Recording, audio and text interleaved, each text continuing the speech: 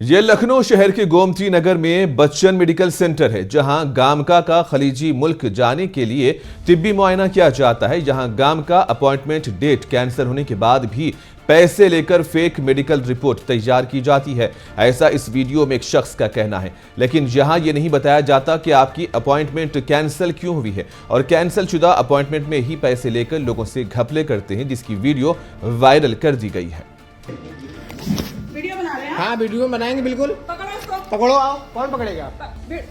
आप मेरा फोन नहीं छोड़ सकते। आप मेरा फोन नहीं ले, बिल्कुल नहीं ले ना, बिल्कुल मैं वीडियो बनाऊंगा।